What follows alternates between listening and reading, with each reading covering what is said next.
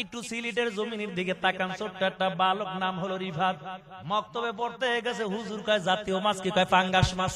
কি রে পাঙ্গাস কেন কইলি? আবার হুজুর ডাক দেয়া কয় রিফাত ভালো করে বলো জাতীয় মাছের নাম কি? কয় হুজুর পাঙ্গাস মাছ। এই ছোট্ট রিফাত জাতীয় মাছ পাঙ্গাস বলে ভাইরাল হয়ে গেল। আল্লাহ মনে হয় রিফাতকে কবুল করে ফেলাইছে। বাংলাদেশের এমন কোন মানুষ নাই যে ছোট্ট বালকটারে না চিনে। এত গরিবের সন্তান, অথচ এই কয়েকদিন আগে এই ছোট্ট রিফাত বাইতুল্লাহ তওয়াফ করতেছে, লাব্বাইক লাব্বাইক বলে ডাক দিতেছে। রিফাতের মাকে জিজ্ঞেস করা হয়, আপনার ছেলেকে যতবার বললাম জাতীয় মাছের নাম বলো, কেন পাঙ্গাস মাছ বললো? রিফাতের মায় কয় হুজুর এমন কোন দিন নাই যেই দিন আমরা পাঙ্গাস মাছ খাইতাম না, অর্থাৎ কোনদিন ভালো করে ইলিশ মাছ ভালো করে চোখেও দেখি নাই। আমরা এত গরিবের ফ্যামিলি, একটা ফ্যামিলি, আমরা পরাই দিন শুধু আমাদের জীবন বাঁচানোর জন্য পাঙ্গাস মাছ খাইতাম। মাছের মধ্যে পাঙ্গাস মাছ একটু সস্তার জন্য পাঙ্গাস মাছ কিনতাম। এই পাঙ্গাস মাছ রিফাত খাইতে খাইতে এখন বলে জাতীয় মাছের নাম হলো পাঙ্গাস মাছ।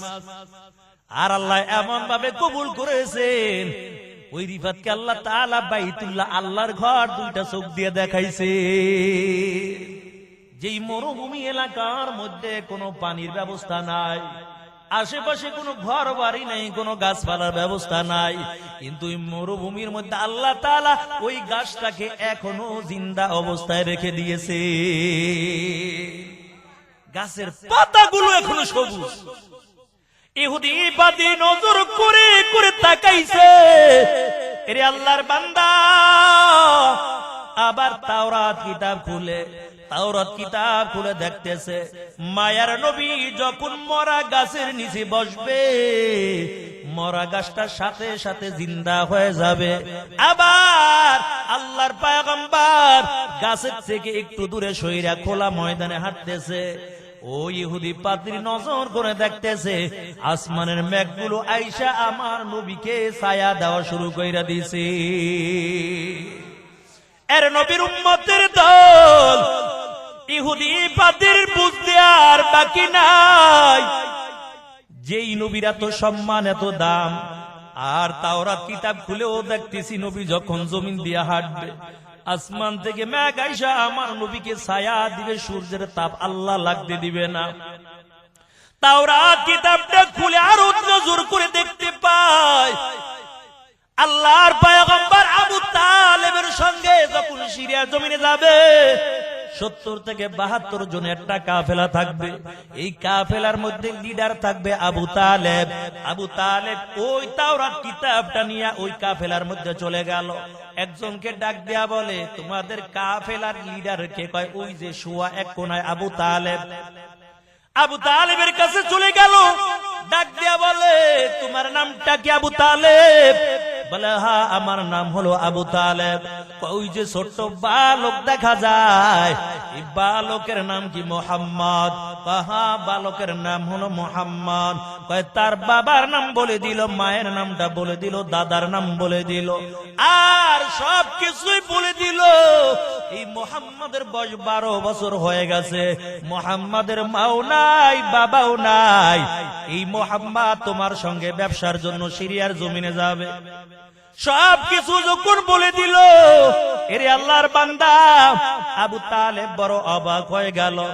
কেমন করে তুমি বললা এই বালকের নাম মোহাম্মদ, আমার নাম আবু তালেব, এই বালকের বাবার নামটাও বলে দিলা, কেমন করে বলছো?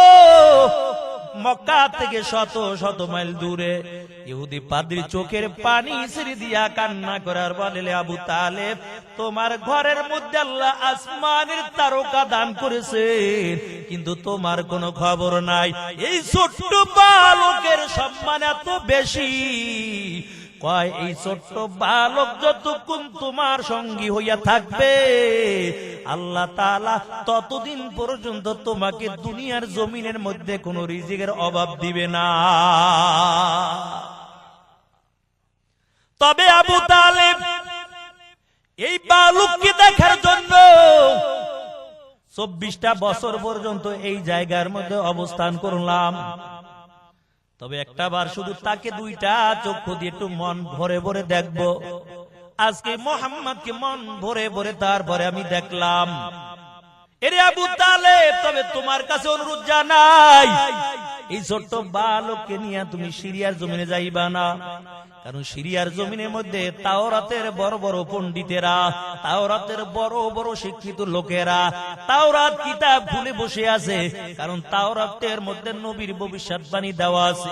এই নবী যদি সিরিয়ার জমিনে যায়, বন্দী কইরা তার শাস্তির ব্যবস্থা করে দিবে, তাহলে তার নিয়ে সিরিয়ার জমিনের মধ্যে যাইবা না। আবু তালেব বলেন, আমি যতদিন ব্যবসার কাজে আসলাম, যতবার আসলাম ততবার আমার ব্যবসার মধ্যে লস হয়ে গেল। আজকেও যদি সিরিয়ার জমিনের মধ্যে মালগুলো বিক্রয় করতে না পারি, আজকে আমার ব্যবসার মধ্যে বড় লস হয়ে যাবে। ও ইহুদি পাদ্রী ডাক দিয়ে বলে, আবু তালেব, তবে চিন্তা করা লাগবে না, মালগুলো প্রতিমধ্যে বিক্রয় করে চলে যাও। আমার দিলে সাক্ষী দেখ, তোমার জীবনে যত লস হয়েছে আল্লাহ তাআলা আজকে একদিনে তার দ্বিগুণ লাভবান করে দিবে। মালগুলো বিক্রয় করে যাও। ওই সিরিয়ার জমিনের তাওরাতের পণ্ডিতেরা যদি দেখতে পায়, মোহাম্মদকে বন্দী করে রাইখা দিবে। কারণ তারা ভালো করে জানে মোহাম্মদের চেহারার দিকে তাকাইয়া আরবের বড় বড় বেঈমানেরা কালিমা পড়ে মুসলমান হয়ে যাবে। আরে আবু তালিব, এই মোহাম্মদকে নিয়ে আবার মক্কার জমিনে যাও। আবু তালেব মালগুলো প্রতিমধ্যে বিক্রয় করিয়া যখন মক্কার জমিনের দিকে রওনা হয়ে যায়, ওই তাওরাতের বড় পণ্ডিত পিছনে পিছনে যায় আর মায়ের নবীর চেহারার দিকে শুধু তাকায়। মায়ার নবীকে দেখতে দেখতে এমন করে 1 মাইল 2 মাইল না, কিতাবের মধ্যে লেখে 18 মাইল পর্যন্ত নিজের পা দিয়া হেঁটে হেঁটে গেল। আবু তালেব মায়ের নবীকে নিয়ে পথ চলতেছে।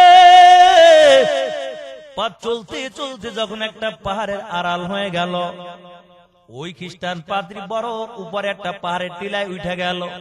মায়ার নবীর পিছনের দিকে শুধু তাকানো, আল্লাহর নবীকে দুইটা চোখ দিয়া দেখতেছে আর আল্লাহর কাছে বলে, আল্লাহ, আমার জীবন দশায় যদি মোহাম্মদ যদি নবুয়তি পাইতো, সর্বপ্রথম আমি কালিমা পড়ে মুসলমান হয়ে যেতাম।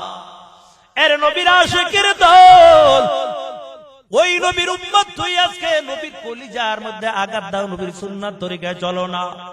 কিয়ামতের ময়দানে সকল নবীরা জান্নাতের গেটে যাবে, দেখবে জান্নাতের গেটে তালা লাগানো। আখির নবীর উম্মতেরা জান্নাতের গেটে যাবে, যাইয়া দেখবে জান্নাতের গেটের মধ্যে তালা লাগানো। আল্লাহর নবী ডাক দিয়া বলবে, দয়াময় মালিক, জান্নাতের গেটের মধ্যে তালা লাগানো, কেমন করে উম্মতেরা ঢুকবে? আল্লাহ ডাক দেয়া বলে, পয়গম্বর, আপনার কোনো চিন্তা করা লাগবে না, আপনি বিসমিল্লাহ বলে এই তালা ধরবেন, অটোমেটিক ভাবে জান্নাতের গেটটা খুলে যাবে। এর নবীর উম্মতের দল, নবীর সুন্নাত তরিকায় চলবা, তোমার জীবনে শান্তি চলে আসবে। নবীর সুন্নাত তরিকায় চলবা, তোমার জীবনটা বড় ধন্য হয়ে যাবে। রাসূলের সুন্নাত তরিকায় চলবা, দুনিয়ার মধ্যে কোনো অভাব থাকবে না। আল্লাহ তাআলা সংসারের মধ্যে আল্লাহ শান্তি দান করবে। আর যদি আল্লাহর হুকুম অমান্য করো, রাসূলের সুন্নাত যদি মেনে না নাও, বিবি দিয়া শান্তি পাইবা না, ছেলে সন্তান দিয়া শান্তি পাইবা না, দুনিয়ার সম্পদ দিয়াও শান্তি পাইবা না, ক্ষমতা দিয়াও তুমি শান্তি পাইবা না। নজর করে দেখো কত ক্ষমতাওয়ালা লোকগুলো দুনিয়ার জমিনের মধ্যে ছিল, আজকে তারা দুনিয়ার জমিনে নাই।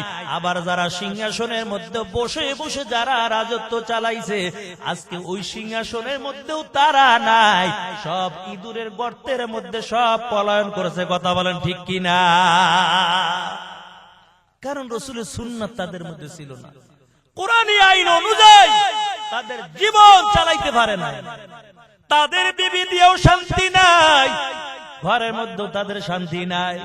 তবে বিবাহ যখন করব তখনও কিন্তু কিছু গুণ দেখে বিবাহ করা লাগবে। যেহেতু মহিলা মাদ্রাসা পর্দার কথা বলা লাগে, গুণ দেখা তারপর বিবাহ করব।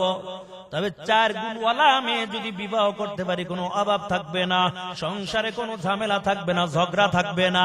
আল্লাহ তাআলা ওই সংসারের মধ্যে আল্লাহ তাআলা রহমত দিয়া পুরা ঘরটা আল্লাহ ভরপুর করে দিবে। কি আর ক্ষমতা পাইছেন সুলাইমান নবীর, আল্লাহ তাআলা এমন ক্ষমতা দিছে, তামাম দুনিয়ার বাদশাহী আল্লাহ তাআলা দান করে দিছে। সুলাইমান পয়গম্বরকে আল্লাহ তাআলা বড় ক্ষমতার মালিক বানাইলো। সুলাইমান পয়গম্বর রাজত্ব চালায়, একটা পিঁপড়া সুলাইমান পয়গম্বর থেকে কষ্ট পায় না, একটা পশু পাখি সুলাইমান পক্ষ হইতে কষ্ট পায় না। সুন্দর করে আল্লাহর পয়গম্বর সুলাইমান রাজত্ব চালায়।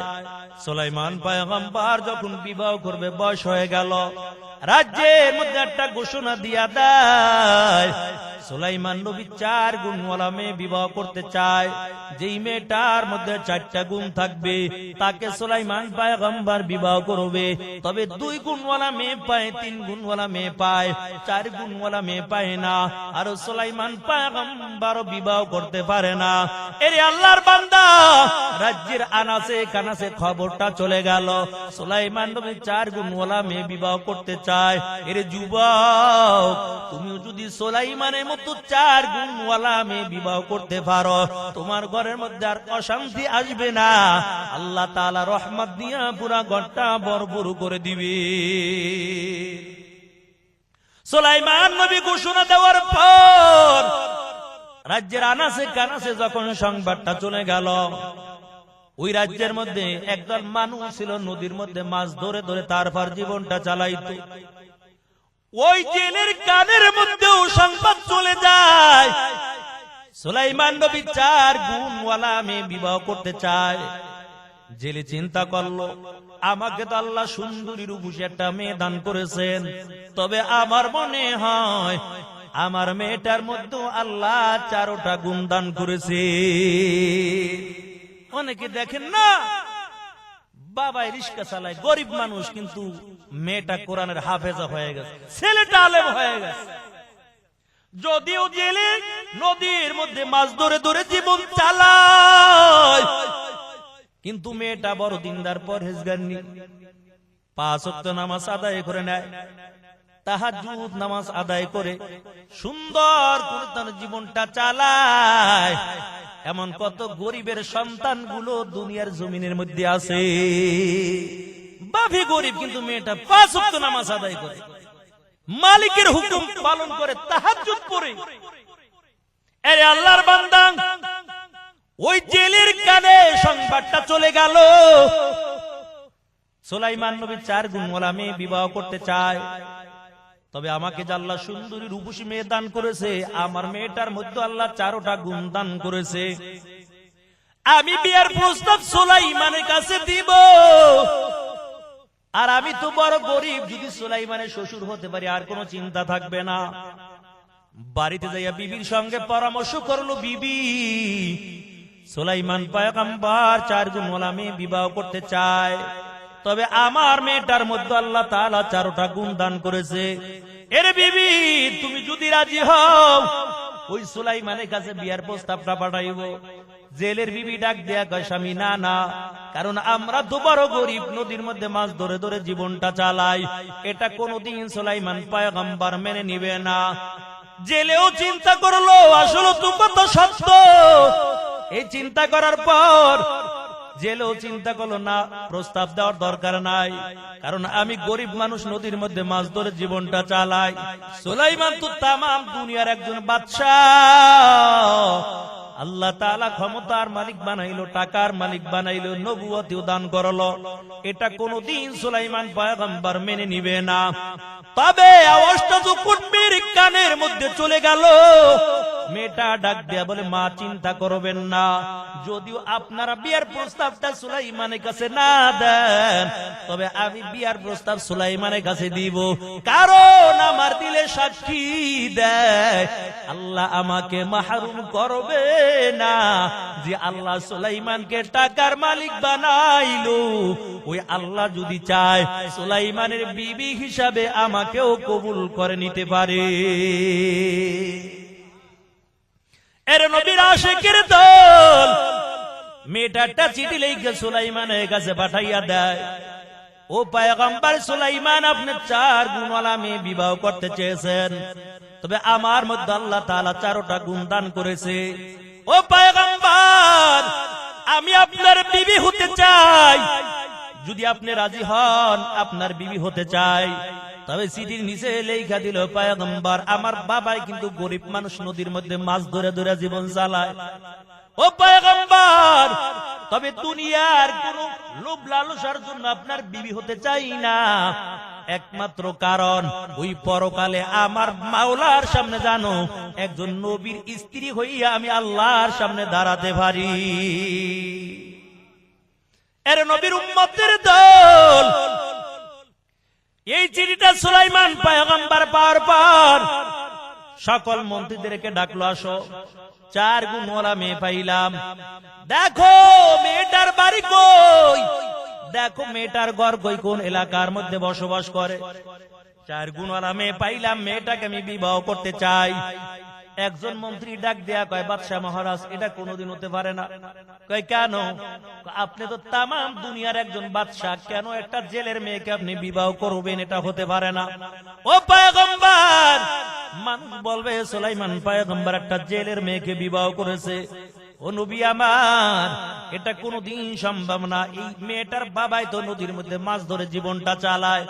সুলাইমান পয়গম্বর চিন্তা করলো, আসলে তো কত সত্য। এই চিন্তা করিয়া গরম মেজাজ নিয়া হাতের মধ্যে প্রস্তাবের চিঠিটা পাইয়া ওই টুকরা টুকরা কইরা ছিঁড়ে জমিনের মধ্যে ফালাইয়া দেয়। আল্লাহর কাছে কাজটা বড় অপছন্দ হয়ে গেল। আল্লাহ কয়, পয়গম্বর, ক্ষমতা তো আমি আল্লাহ দিলাম, টাকার মালিক তো আমি আল্লাহ বানাইলাম, নবুয়তি তো আমি আল্লাহ আপনাকে দান করলাম, কেন এমন ভাবটা দেখালেন? ও পয়গম্বর, আপনাকে আমি ক্ষমতার মালিক বানাইলাম, আর ওই বান্দারও আমি গরিব বানাইলাম। ওই বান্দার একটা মাত্র কন্যা, ওই গরিবের মেয়ে দেখে আপনি বিবাহ করতে রাজি হলেন না। ও পয়গম্বর, এমন গরম মেজাজটা কেন দেখাইলেন? আল্লাহর পরীক্ষা শুরু হয়ে গেল। আর সংবাদটা যখন মেয়ের কানের মধ্যে চলে গেল, মেয়েটা আল্লাহর কাছে হাতটা বাড়াইয়া চোখের পানি ছেড়ে দিয়া কাঁদে আর বলে, মালিক, সুলাইমানকে তুমি টাকার মালিক বানাইছো, সুলাইমানকে তুমি বড় ক্ষমতার মালিক বানাইলা, সুলাইমানকে আয় আল্লাহ তুমি নবুয়তি দান করেছো। আল্লাহ সুলাইমান এমন গরম ভাবটা দেখাইলো, তবে আমি তোমার কাছে বিচারটা দিয়ে রাখলাম, আয় আল্লাহ ওই সুলাইমানকে গরিব বানাইয়া আমাকে টাকার মালিক বানাইয়া সুলাইমানের বিবি হিসাবে কবুল করে না। আল্লাহ তাআলাও দোয়া কবুল করেছে। এরে আল্লাহর বান্দা, ফয়সালা কিন্তু উপরে হয়। কত মানুষ আগে গরিব ছিল, মানুষের বাড়ি কাজ করে জীবন চালাইত, আজকে দেখেন বড় বড় বিল্ডিং করে ফেলাইছে, টাকার মালিক হয়ে গেছে। সব চাবিকাঠি মাওলার হাতে। আল্লাহ কাউরে টাকার মালিক বানায়, আবার কাউকে গরিব বানায়। মেয়েটা আল্লাহর কাছে কান্না করে বলে, মালিক, ওই সুলাইমানকে গরিব বানাইয়া আমাকে টাকার মালিক বানাইয়া সুলাইমানের বিবি হিসেবে কবুল করে নাও।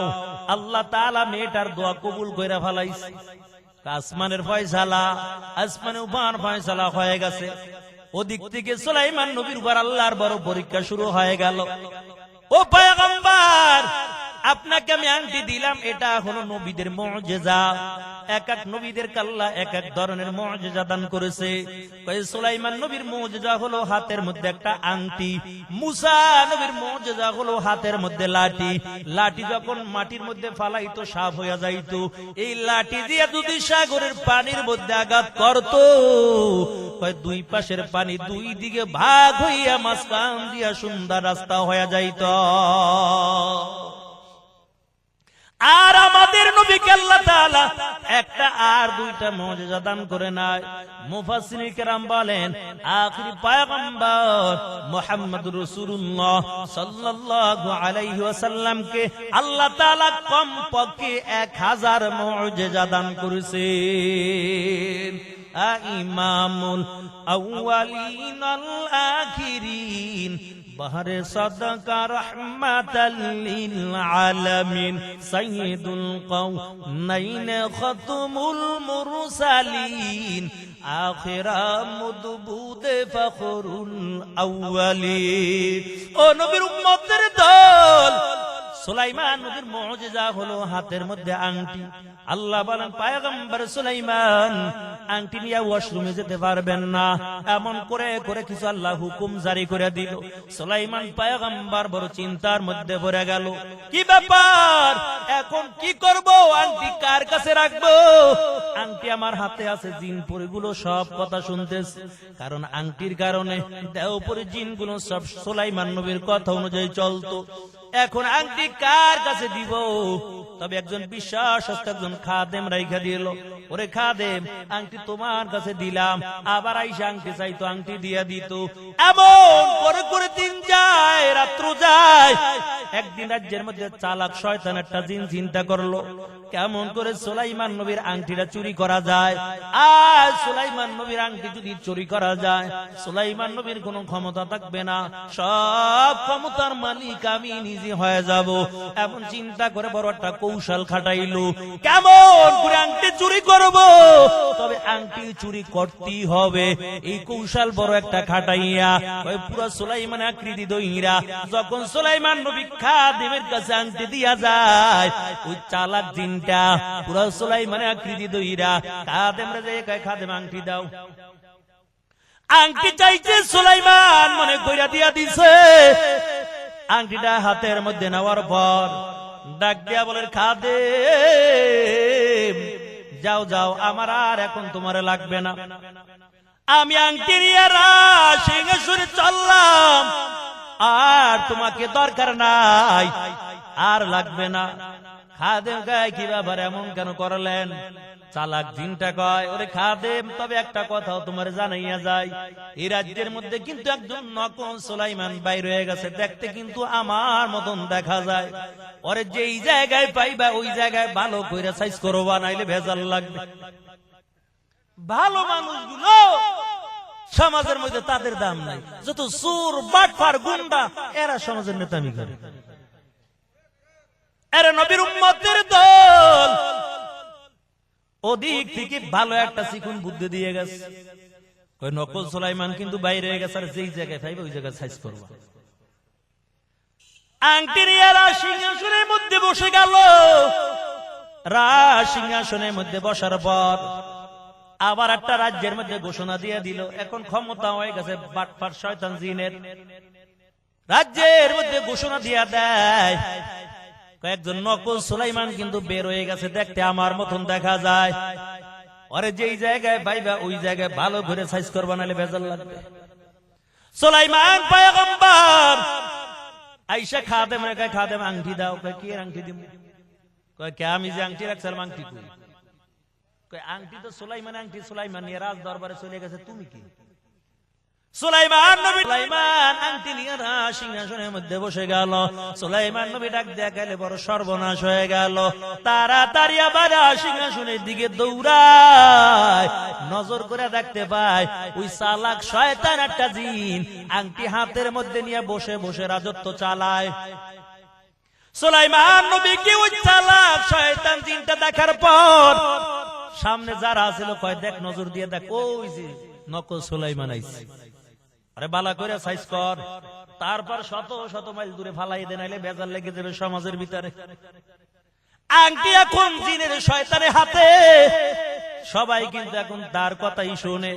এরে আল্লাহর বান্দা, ওদিক থেকে সবাই ভালো করে উত্তম মাধ্যম মাইটুরি দিয়ে হাতে পায় বাইডা শত শত মাইল দূরে ফালাইয়া দেয়।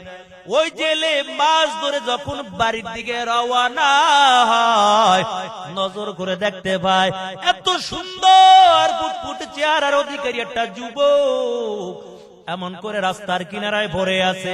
জেলে ডাক দিয়ে বলে, যুবক কোথায় তোমার বাড়ি, কোথায় তোমার ঘর, এমন অবস্থা না তোমার কেন বলো? সুলাইমান নবী চিন্তা করলো নামের পরিচয় দেওয়া যাইব না, কারণ রাজ্যের সবাই জানে আমি এখন একটা নকল সুলাইমান, কারণ আমার কাছে আংটিও নাই আর আমার কোনো ক্ষমতাও নাই, নামের পরিচয় দেওয়া যাবে না, নামটা গোপন রাইকা। সুলাইমান নবী ডাক দিয়ে বলে, এর যুবক তবে শুনো, আমি বড় অসুস্থ, তোমার যদি মনে চায় বাড়িতে একটু সেবা যত্ন করে সুস্থ করে দাও। ওই জেলের অন্তরের মধ্যে বড় মায়া লেগে গেল। সুলাইমান পয়গম্বরকে নিয়ে বাড়ি চলে গেল। সেবা যত্ন করার পর সুলাইমান নবী সুস্থ হয়ে গেছে। একদিন জেলে ডাক দিয়ে বলেন, যুবক আমি গরিবের সন্তান, নদীর মধ্যে মাছ ধরে ধরে জীবনটা চালাই, তবে তুমি যদি চাও আমার সঙ্গেও মাছ ধরার জন্য নদীতে যাইতে পারো। সুলাইমান পয়গম্বর চিন্তা করলো যাওয়ার আর কোনো জায়গা নাই, মাছ ধরার জন্য রাজি হয়ে গেল। তবে জেলের সঙ্গে যখন সুলাইমান পয়গম্বর মাছ ধরার জন্য যায়, অন্য দিনের তুলনায় ওই দিন জেলের ডবল মাছ পেয়ে যায়। জেলে কয়, কি রে, ছেলের কপাল তো খুব ভালো, মাছ ধরতে এলাম, পুরা মাছ অন্য দিনের তুলনায় বেশি পাইলাম, এই ছেলের কপাল তো খুব ভালো। এরে আল্লাহর বান্দা, পরের দিন আবার জেলে ডাক দেয়া বলে, যুবক চলো আমরা নদীর মধ্যে মাছ ধরতে যাবো। আবার পরের দিন মাছ বেশি পেয়ে গেল। তবে জেলের বুঝতে বাকি নাই, এটা সাধারণ কোন মানুষ হবে না, এটা খাঁটি একজন আল্লাহর বান্দা হবে। ওদিক থেকে মেয়েটা প্রতি রাত আল্লাহর কাছে দোয়া করার বলে, মালিক ওই সুলাইমানকে গরিব বানায়া দাও আর আমাকে টাকার মালিক বানায়া সুলাইমানের বিবি হিসাবে কবুল করে না। আল্লাহ তো দোয়া কবুল করে ফেলাইছে, শুধু একটু বিয়া শাদী পরামর্শ দেই অপেক্ষা। থাকবেন তো না বাঁকবেন? কষ্ট আপনাদের, হুজুর কিছু কইবেন?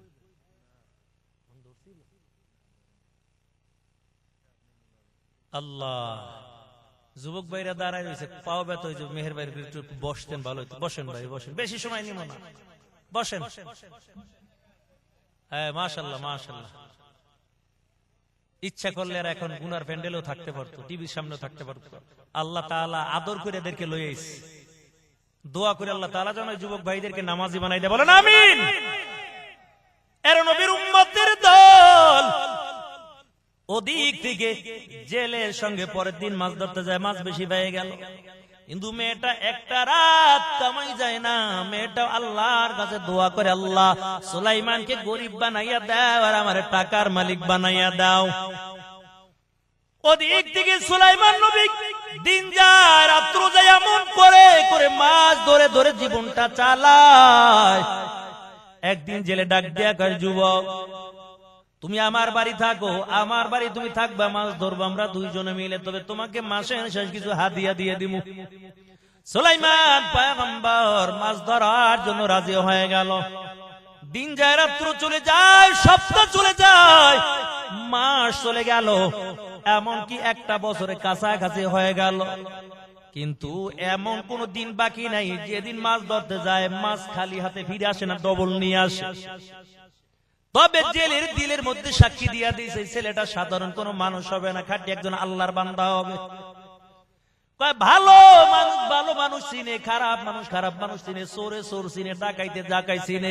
সমাজের মধ্যে এমন মানুষ আছে আল্লাহ ওয়ালারা আল্লাহ ওয়ালা চিনে, কথা বলেন ঠিক কিনা? আউলিয়ারা কারে উকবায় ইখতিয়ার, জাহেলারা কারে দুনিয়ায় ইখতিয়ার, মাইলে মোমেন সুয়ে মোমেন মিশাওয়াত, মাইলে কাফের সুয়ে কাফের মিশাওয়াত। এক জমানা সুহবত तेबा औलिया बेहतर अज सद साले ताअत बेरिया। এর নবীর আশিকের দল জেলে পুলিশে ফেলাইছে, এটা খাঁটি একজন আল্লাহর বান্দা হবে। একটা বছর যখন হয়ে গেল, একদিন জেলে ডাক দিয়ে বলে, যুবক, একটা বছর তুমি আমার বাড়ি থাকো, আমার বাড়ি মাছ ধরে ধরে জীবনটা চালাও। তবে যুবক, আমি একটা কথা বলতে চাই, তুমি মানবা কিনা? কি বলতে চান? আমার দিলের মধ্যে বড় একটা আশা জায়গা গেছে। সুলাইমান নবী ডাক দিয়ে, কি আশা বলেন? ওদিক থেকে জেলে ডাক দিয়ে বলে, যুবক, তবে বলো, আমার যে সুন্দরীর বুসে একটা মেয়ে আছে, এই একটা বছর তুমি আমার বাড়ি থাকো, আমার মেয়েটাকে তুমি দেখছো কিনা বলো। সুলাইমান নবী ডাক দিয়ে বলেন, না, কোনদিন তার কণ্ঠের আওয়াজ আমি শুনি নাই, এমনকি তার গায়ের পোশাকটাও আমি দেখি নাই। জেলে ডাক দিয়া বলে, যুবক, তবে আমার মেয়েটা পর্দার মধ্যে থাকে, আল্লাহ খুব সুন্দর উর্বশী একটা মেয়ে আমাকে দান করেছে। আমার মেয়েটা বালিগা হওয়ার পর এমনকি তার কণ্ঠের আওয়াজ কোনদিন বেগানা পুরুষ শুনতে পায় না। আর আমগো দেশের মহিলা একবার ইদ্যা কথা বলে আর একবার ইদ্যা শোনা যায়। আর যদি 5 জন এক জায়গার মধ্যে বওয়া দেওয়া যায় তো কোনো কথা নেই, মসজিদের মাইক ফেল। এরে আল্লাহর বান্দা, আর জেলে ডাক দিয়া কয়, রে যুবক, আমার মেয়েটার কণ্ঠের আওয়াজও কোনদিন বেগানা পুরুষ শুনতে পায় নাই, তবে তুমি যদি রাজি হও, আমার মেয়েটা আমি তোমার সঙ্গে বিয়া দিতে চাই। সুলাইমান পয়গম্বর চিন্তা করলো, খারাপ কিতে, আমার যাওয়ার তোর কোনো জায়গা নাই, হাতের মধ্যে আংটিও নাই, আর কোনো ক্ষমতাও নাই, বিবাহ করার জন্য রাজি হয়ে গেছে। তবে জেলে চিন্তা করলো, আমি রাজি রাইকার কি লাভ হবে, দেখি আগে ঘরের বউ রাজি কিনা। বাড়িতে যাইয়া বিবির সঙ্গে কয়, বিবি, একটা মতামত জানতে চাই। কি? আমার বাড়ি যে একটা বছর এই যুবকটা কাজ করে, এই ছেলেটার ব্যাপারে তোমার কি ধারণা? জেলের বিবি কয়, আমার জীবনে এত ভালো মানুষ আর কোনদিন দেখি নাই। জেলে ডাক দিয়ে বলে, বিবি, তুমি তো বলছো ভালো, আমিও তো বললাম ভালো, তবে আমার দিলের মধ্যে বড় একটা আশা জায়গা গেছে, যদি তুমি রাজি হও। জেলের বিবি ডাক দিয়ে বলে, স্বামী আমার কি আশা জাগছে আবার? জেলে কয়, বিবি, তুমি যদি রাজি হও, আমার সুন্দরী মেয়েটা এই ছেলের লগে বিয়া দিয়ে দিমু। জেলের বিবি ডাক দিয়ে বলে, স্বামী না, আমি রাজি নাই। কয়, কেন? তুমি তো বললা ছেলে ভালো, এখন কেন রাজি নাই কেন বলো? জেলের বিবিকে, আমি তো গরিবের লাগে বিয়া দিব না, আমি তো টাকাওয়ালা দেখে তারপর বিয়া দিব। কারণ মহিলাদের মধ্যে 2টা জিনিসের লোভ বেশি, একটা হলো টাকার লোভ, আর একটা হলো স্বর্ণের লোভ। এই জন্য আমাদের সমাজে মাঝে মাঝে দেখা যায়, 1-2টা বাচ্চা রাইখা টাকাওয়ালা দেখা আর একজনের লাগে হিজরত করে চইলা যায়। কই, কি রে, হিজরত কেন করছো? কারে আমার ভবিষ্যৎ আছে না, এই গরিব স্বামীর দিকে তাকাই থাকে লাভ হইবে। রে আল্লাহর বান্দা, কত বাচ্চা রাইখা কত মহিলারা চইলা যায়। জেলের বিবি ডাক দিয়ে বলে, আমি তো টাকাওয়ালা দেখা তারপরে বিবাহ দিতে চাই, আমি গরিবের সঙ্গে বিবাহ দিব না। জেলে কয়, বিবি, গরিবের লাগে দিবা না, টাকাওয়ালা দেখে বিবাহ দিতে চাও, তবে ছেলে এত সুন্দর, এত ভালো, আমার মনে হয় একটা জান্নাতি মানুষ হবে। তবে জেলে বুঝতে ফেলাইছে, না না, আমার বিবির মধ্যে টাকার লোভ ঢুকে গেছে, বিবিরে এমন করে রাজি করানো যাবে না। খুব সুন্দর করে একটা পাম্পটি দিয়ে তারপর রাজি করাইছে একটা বুদ্ধি দিয়া। বুদ্ধিটাও আপনাদের শিখাই দিয়ে যাবো, যারা উল্টা পাল্টা করবে এই বুদ্ধিটা পালন করবেন। উপরে মাইক বন্ধ করে সাউন্ড চালু করে তারপরে বুদ্ধি শিখাইয়া যাবো, কারণ উপর থেকে যদি মাইকের আওয়াজ মা বোনেরা ভাইয়া যায় তাহলে আর কাম হইব না, তাবিজের অ্যাকশন শেষ হয়ে যাব। এরে আল্লাহর বান্দা, জেলে একটা কৌশল খাটাইয়া বিবির রাজি করলো। এখন জেলেও রাজি, ছেলেও রাজি, বিবিও রাজি। দরকার শুধু একজন কাজীর, সকালবেলা কাজী আইনা বিবাহ হয়ে গেছে। তবে বিবাহ হয়ে গেল, আজকে তাদের বাসর রাত, ঘরের মধ্যে কোনো খাবারের ব্যবস্থা নাই, বাসর ঘরটা সাজাবে এমন কোনো মালামালের ব্যবস্থা নাই। সকালবেলা বিবাহ হয়ে গেল, আজ কি হলো তাদের বাসর রাত। এরে আল্লাহর বান্দা, কত ইমানদার নেককার ফ্যামিলি আছে ঠিক মতন খাবার পায় না, তারপরও দেখবেন ওই ফ্যামিলির লোক কোনোদিন আল্লাহর হুকুম অমান্য করে না, পর্দায় থাকে, সন্তানগুলো আল্লাহর হুকুম পালন করে, আল্লাহর রহমত দিয়ে পুরা ঘরটা ভরপুর হয়ে আছে। আরে বেশি কিছু দেখার দরকার নাই, একটু সিলেটের জমিনের দিকে তাকান। ছোট্ট একটা বালক, নাম হলো রিফাত, মক্তবে পড়তে গেছে। হুজুর কয় জাতীয় মাছ কি? কয় পাঙ্গাস মাছ। কিরে পাঙ্গাস কেন কইলি? আবার হুজুর ডাক দেয়া কয় রিফাত ভালো করে বলো জাতীয় মাছের নাম কি? কয় হুজুর পাঙ্গাস মাছ। এই ছোট্ট রিফাত জাতীয় মাছ পাঙ্গাস বলে ভাইরাল হয়ে গেল। আল্লাহ মনে হয় রিফাতকে কবুল করে ফেলাইছে। বাংলাদেশের এমন কোন মানুষ নাই যে ছোট্ট বালকটারে না চিনে। এত গরিবের সন্তান, অথচ এই কয়েকদিন আগে এই ছোট্ট রিফাত বাইতুল্লাহ তওয়াফ করতেছে, লাব্বাইক লাব্বাইক বলে ডাক দিতেছে। রিফাতের মাকে জিজ্ঞেস করা হয়, আপনার ছেলেকে যতবার বললাম জাতীয় মাছের নাম বলো, কেন পাঙ্গাস মাছ বললো? রিফাতের মায়কায় হুজুর এমন কোন দিন নাই যেই দিন আমরা পাঙ্গাস মাছ খাইতাম না, অর্থাৎ কোনদিন ভালো করে ইলিশ মাছ ভালো করে চোখেও দেখি নাই। আমরা এত গরিবের ফ্যামিলি, একটা ফ্যামিলি, আমরা পরাই দিন শুধু আমাদের জীবন বাঁচানোর জন্য পাঙ্গাস মাছ খাইতাম। মাছের মধ্যে পাঙ্গাস মাছ একটু সস্তায় জন্য পাঙ্গাস মাছ কিনতাম। এই পাঙ্গাস মাছ রিফাত খাইতে খাইতে এখন বলে জাতীয় মাছের নাম হলো পাঙ্গাস মাছ। আর আল্লাহ এমন ভাবে কবুল করেছেন, ওই রিফাতকে আল্লাহ তাআলা বাইতুল্লাহ, আল্লাহর ঘর, দুইটা চোখ দিয়ে দেখাইছে। এর নবীর উম্মতের দল। তবে মেয়েটা এমন গরিবের সন্তান, ছেলেও এমন গরিব, কিন্তু ঘরটা আল্লাহ রহমত দিয়ে ভরপুর হয়ে আছে। ওই বাসর ঘরটা সাজাবে, কোনো মালামাল নাই। আজকে রাত্রবেলা কি খাবে তেমন কোনো মালামাল নাই। তবে ওদিক থেকে কিন্তু দেশের অবস্থা 12টা বাজে গেছে। কেমন 12টা? চাউলের দাম বেশি, লবণের দাম, তেলের দাম বেশি, মারামারি, কাটাকাটি, হিংসা বিদ্বেষের অভাব নেই। লোকেরা ডাক দেয়া কামগো সুলাইমান তেমন জুলুম করতে পারে না, ব্যাপার কি? তবে সুলাইমান পয়গম্বর একজন খাদেম ছিল, জিনদের মধ্যে শক্তিশালী একজন খাদেম জিন ছিল। মাঝে মাঝে পয়গম্বর সুলাইমান তারে ডাকতো। একটা বছর হয়ে গেছে সুলাইমান তাকে ডাকে না। খাদেম জিনটাকে কি ব্যাপার, আমাকে ডাকে না কেন? 1 বছর হয়ে গেল, নাকি আমার উপর রাগটাক করলো? তবে সুলাইমান পয়গম্বরের কাছে আজকে যাবো, দেখবো সুলাইমান পয়গম্বর রাগ করলো কিনা। ওই খাদেম জিনটা যখন সুলাইমানের রাজ দরবারে হাজির হয়, নজর দিয়া দেখতে পায় এ তো আসল সুলাইমান ক্ষমতায় নাই, এ তো নকল সুলাইমান, বসে বসে তারপর রাজত্ব চালায়। খাদেম জিনটা ডাক দিয়ে বলে, আমাদের সুলাইমান কই? তুমি কেন সিংহাসনের মধ্যে বসা?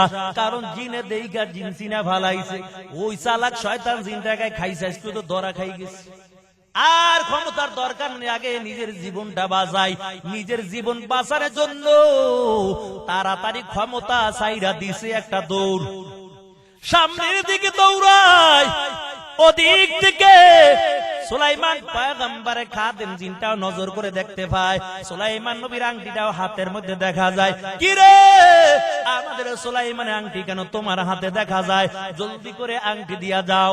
চালাক জিনটা মনে করো যদি আংটি নিয়ে যায়, অবস্থা 12টা বাজাইয়ে দিবে। আংটি দেওয়া যাবে না, আংটিটা খুইলা তাড়াতাড়ি নদীর মধ্যে ফালাইয়া দেয়। নদীর একটা মাছ আদার মনে করে আংটিটা খাইয়া ফালাইছে। আংটি যখন নদীর মাছে খাইলো, ওই মাছের পিছে পিছে এখন হাজার হাজার মাছ দৌড়ায়। মাছে কয় কি ব্যাপার, কোন তাবিজ খাই আবার কোন ভেজালে পড়লাম? এতদিন তো একলা ছিলাম, ভালোই ছিলাম, এখন যে এই জায়গায় যায় ওই জায়গায় শত শত মাছ হাজির হয়ে যায়। মাছটা পাগলের মতো হইয়া নদীর মধ্যে ঘুরতেছে। তবে দুপুর বেলা জামাই শ্বশুর দুইজনে পরামর্শ করলো, আজকে সকালবেলা মেয়েটার বিবাহ হয়ে গেল, চলো আজকে আমরা নদীর মধ্যে মাছ ধরতে চলে যাব।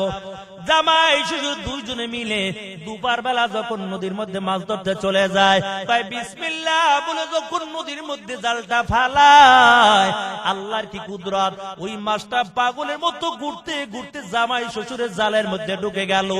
ওই মাছের পিছে পিছে হাজার হাজার মাছ ঢুকে যায়। কিতাবের মধ্যে লেখে ওই জামাই শ্বশুর দুইজনে মিলে যখন জালটা উঠায়, ওই দিন পুরা এক নৌকা মাছ পেয়ে যায়।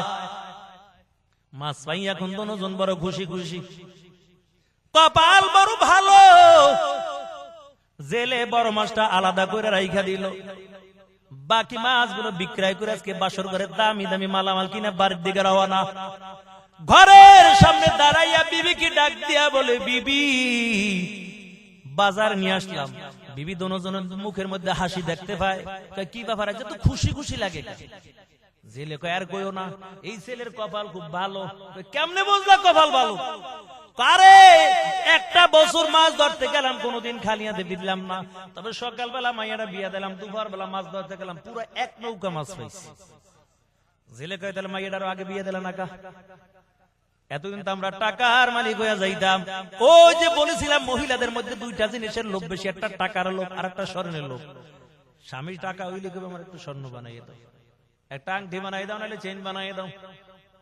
তবে মহিলারা সৌন্দর্যকে পছন্দ করেন, কারণ নারীদেরকে আল্লাহ তাআলা জান্নাতের মধ্যে বানাইছে। এদিকে যাবেন, ওই যে আদমরে বানাই রাখছিল, আদমের ঘুমান্ত অবস্থা ছিল, পাঁচের একটু হাড্ডি দিয়া, তাফসীর ইবনে কাসিরের মধ্যে লেখেন যে পাঁচের একটু হাড্ডি দিয়ে হাওয়ারে বানাই সুন্দর করে ধুইয়া দিছে। আদম নবী হাতটা আস্তে আস্তে সামনের দিকে বাড়ায়, হাওয়ারে ধরবে, কিরে ঘুমের থেকে জায়গা দেখে তো সুন্দরী রূপসী একটা নারী, আস্তে আস্তে হাতটা বাড়ায়। আল্লাহকে আস্তে হাত বাড়ায় না, ধরতে পারবা না, এখনো হালাল করি নাই। আল্লাহ কি করা লাগবে? মোহর আদায় করা লাগবে। আদম কয় কেমনে মোহর আদায় করবো? টাকা পাবো কই, পয়সা পাবো কই, দেহাম পাবো কই? আল্লাহ বলে, আদম তোমার জন্য তো বানাইলাম, চিন্তা লাগবে না। আখির নবীর উপর, আমার বন্ধুর উপর 4 বার অথবা 10 বার দুরূদ পড়ে নিবা, ওই হাওয়ার মোহর সাথে সাথে আদায় হয়ে যাবে। এর নবীর উম্মতের দল। জেলে ডাক দিয়া কয়, বিবি সকালবেলা মেয়েটা বিয়ে হইলো, দুপুর বেলা মাছ ধরতে গেলাম, পুরো এক নৌকা মাছ পাইছি। তবে বাকি মাছগুলো বিক্রি করে দিলাম, বড় মাছটা আলাদা করে রাখলাম। এই মাছটা তুমি কাটবা না, এই মাছটা মেয়ের হাতের মধ্যে দিবা, মেয়ে নিজে মাছটা কাটবে, নিজে বাজি করবে, নিজে সুন্দর করে বাজি করে আর নিজের হাত দিয়ে তার স্বামীর মুখের মধ্যে খেতে দিবে। ও পর্দার আড়ালের মা গো, দিলের কানটা লাগাইয়া শুনো গো মা, তুমিও যদি দেখো তোমার স্বামী রিস্কা চালাইয়া ঠেলা গাড়ি ঠেলা মানুষের বাড়ি বদলা দিয়া তোমার বাড়ির মধ্যে হাজির হয়ে গেছে, তোমার স্বামীর শরীর বেয়ে ঘামের ফোঁটা পড়তেছে। রাসূল বলে, স্বামী চাওয়ার আগে আগে একটা গ্লাস পানি যদি স্বামীর হাতে তুলে দাও, আল্লাহর নবী বলে 7 ভরি স্বর্ণ আল্লাহ রাস্তায় সদকা করলে যেই সব হইতো, এই পরিমাণ সওয়াব আল্লাহ তাআলা ওই নারীর আমল নামার মধ্যে দান করে দিবেন।